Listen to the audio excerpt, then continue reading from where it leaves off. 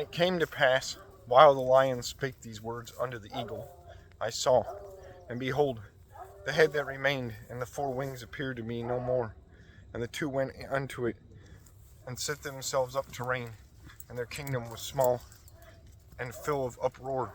And I saw, and behold, they appeared no more, and the whole body of the eagle was burnt, so that the earth was in great fear. Then awaked I out of trouble, and trance of my mind, and from great fear. And I said unto my spirit, Lo, this hast thou done unto me, that thou searchest out the ways of the highest. Lo, yet am I weary in my mind, and very weak in my spirit, and little strength is there in me, for the great fear wherewith I was afflicted this night. Therefore will I now beseech the highest, that he will comfort me unto the end. And I said, Lord, that bearest rule, if I have found grace before thy sight, and if I am justified with thee before many others, and if my prayer indeed be come up before thy face, comfort me then, and shew me thy servant the interpretation and plain difference of this fearful vision, that thou mayest perfectly comfort my soul.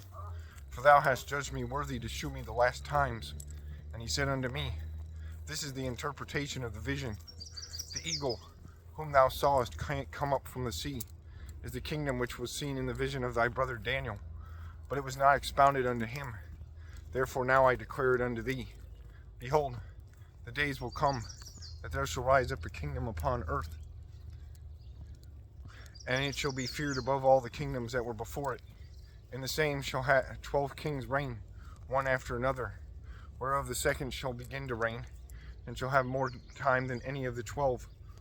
And this do the 12 wings signify, which thou sawest. And as for the voice which thou heardest speak, and that thou sawest not to go out from the heads, but from the midst of the body thereof, this is the interpretation, that after that time of the kingdom there shall arise great strivings, and it shall stand in peril of failing. Nevertheless, it shall not then fall, but shall be restored again to his beginning. And whereas thou sawest the eight small under feathers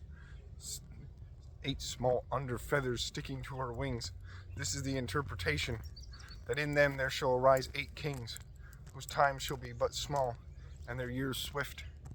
And 2 of them shall perish, the middle time approaching. 4 shall be kept until their end begin to approach, but 2 shall be kept unto the end. And whereas thou sawest 3 heads resting, this is the interpretation. In his last days shall the Most High raise up 3 kingdoms, and renew many things therein, and they shall have dominion, and they shall have the dominion of the earth, and of those that dwell therein,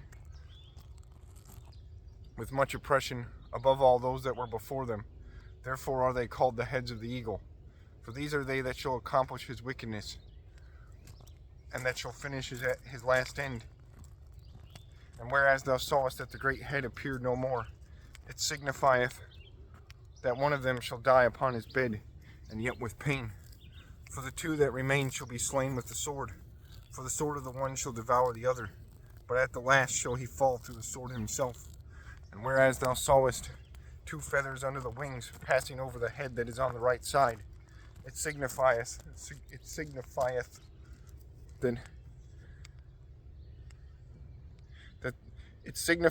that these are they whom the highest hath kept unto the end. This is the small kingdom and full of trouble, as thou sawest.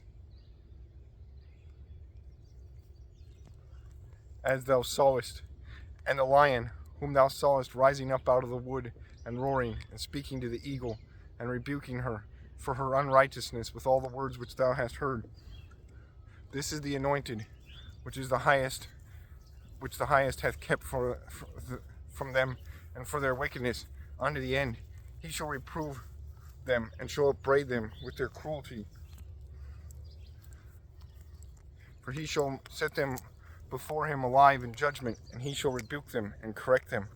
For the rest of my people shall deliver with mercy those that have been pressed upon my borders, and he shall make them joyful until the coming of the day of judgment, whereof I have spoken unto thee from the beginning. This is the dream that thou sawest. These are the interpretations. Thou only hast been meet to know this secret of the highest. Therefore write all these things that thou hast seen in a book, and hide them, and teach them to the wise of the people, whose hearts thou knowest may comprehend and keep these secrets. But wait thou here thyself yet 7 days more, that it may be shew thee whatsoever it pleaseth the highest to declare unto thee. And with that he went his way. And it came to pass, when all the people saw that the 7 days were past, and I not come again into the city, they gathered them all together, from the least unto the greatest, and came unto me and said, What have we offended thee? What evil have we done against thee, that thou forsakest us, and sittest here in this place? For of all the prophets thou only art left us, as a cluster of the vintage, and as a candle in a dark place, and as a haven or ship preserved from the tempest. Are not the evils which are come to us sufficient? If thou shalt forsake us, how much better had it been for us if we also had been burned in the midst of Zion? For we are not better than they that died there. And they wept with a loud voice. Then answered I them and said, Be of good comfort, O Israel, and be not heavy, thou house of Jacob. For the highest hath you in remembrance, and the mighty hath not forgotten you in temptation. As for me, I have not forsaken you, neither am I departed from you, but am come into this place to pray for the desolation of Zion, and that I might seek mercy for the low estate of your sanctuary.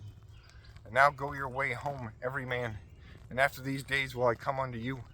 So the people went their way into the city, like as I commanded them. But I remained still in the field 7 days, as the angel commanded me. I did eat only in those days of the flowers of the field, and had my meat of the herbs.